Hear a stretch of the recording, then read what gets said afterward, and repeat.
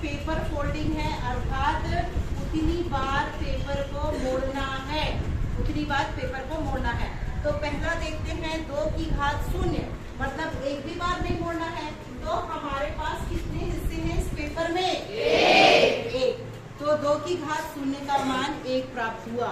अगले में आते हैं 2 की घात 1, जितनी घात है उतने बार पेपर को मोड़ना है। तो चलिए मोड़िए इसे बिल्कुल बराबर से, बीचों बीच लेते हुए।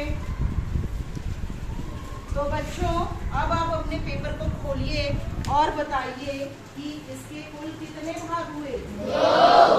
कितने भाग है बच्चों? 2 भाग। ये पहला भाग और ये दूसरा भाग। इस तरह से यहाँ पे 2 भाग हुए। तो 2 की घात 1 बराबर 2। हम क्रम को आगे बढ़ाते हैं। 2 की घात 2, अर्थात पेपर को कितने बार फोल्ड करना? 2 बार। चलिए एक बार ये फोल्ड किया और इसके एक बार और हम इस पेपर को फोल्ड कर देते हैं। अब बताइए बच्चों, आपके पेपर के कुल कितने भाग हैं पेपर में? 4 भाग हैं। सभी के हैं 4? इस तरह से हैं सभी के 4?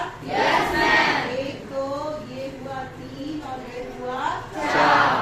तो 4। तो हमें ये सूत्र मिला, ये सूत्र हमारा हुआ कि 2 की घात 2 का मान 4 आया। उसके पश्चात देखते हैं 2 की घात 3, मतलब 3 बार पेपर को मोड़ना। चलिए आप लोग भी मोड़िए 3 बार। 1 2 और ये अगला 3। अब आप लोग अपने फोल्ड करने के बाद इसका क्रीज अच्छे से बनाइए और इसके बाद इसको खोलिए और गिन के बताइए कि कुल कितने भाग हुए बच्चों?